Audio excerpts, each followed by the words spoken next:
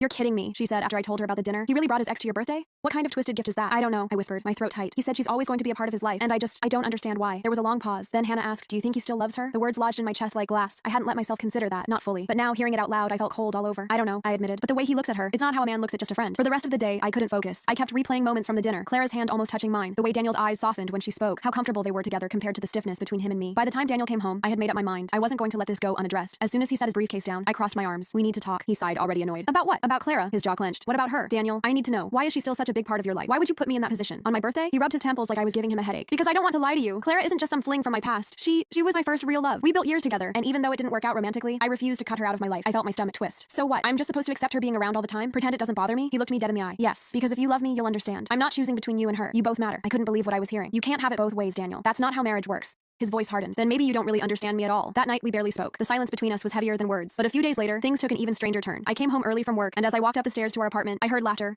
A woman's laughter. My chest tightened instantly. I unlocked the door and stepped inside, and there she was, Clara, sitting on my couch with Daniel. They both looked up at me like it was the most natural thing in the world. Hey, love, Daniel said casually, as if I were just coming home to a roommate. Clara stopped by to drop something off. Hi, Clara said brightly, though there was a flicker of tension in her eyes. I just stood there frozen, my hands gripping my bag. She stopped by? Daniel nodded. Yeah, I told you, we're still friends. You should get used to seeing her around. Used to it? My own husband was telling me to get used to another woman in our home. I excused myself to the bedroom, locking the door behind me before I broke down in tears. But as I sat there, I realized something important. Clara had looked nervous when I walked in, almost guilty. And that's when the doubt sank in like poison. What if they weren't just friends? What if this was more than Daniel was admitting? The thought haunted me for days. I tried to shake it, but every little thing added fuel to the fire. The way he smiled at his phone sometimes, the nights he came home late, the sudden bursts of secrecy. Finally, I decided I needed answers. The next time Daniel left his phone on the nightstand while he showered, I picked it up. My hands trembled as I opened his messages, telling myself I just needed reassurance. At first, I didn't find much. Work chats, group texts, nothing alarming. But then I saw her name, Clara. I tapped it open, and what I found there made my blood run cold. The messages weren't romantic, not exactly, but they weren't innocent either. Late night texts, inside jokes, things he never shared with me. And one message, just from the night before. Daniel, I don't know what I'd do without you. I dropped the phone like it had burned me. Because in that moment, I realized something terrifying. Maybe Daniel wasn't cheating. Maybe he wasn't even in love with Clara anymore. But she had a piece of him that I would never touch, and he wasn't willing to let it go. After finding that message, I couldn't look at Daniel the same way. We still went through the motions of being a married couple, sharing meals, sleeping in the same bed, but there was a crack between us now. A crack that kept widening with every glance, every silence. I tried to convince myself that maybe I was overreacting. Maybe his message, I don't know what I'd do without you, wasn't as heavy as it sounded. People said things like that to friends, right? But deep down, I knew. I knew that what they had wasn't just friendship. It was something else. Something that blurred every line. And the worst part, Daniel didn't even try to hide it anymore. He invited Clara over again the following weekend. I was in the kitchen preparing coffee when I heard them laughing in the living room. That same easy, intimate laughter. And if you don't want to wait for part 2, you can watch the full story on my YouTube channel.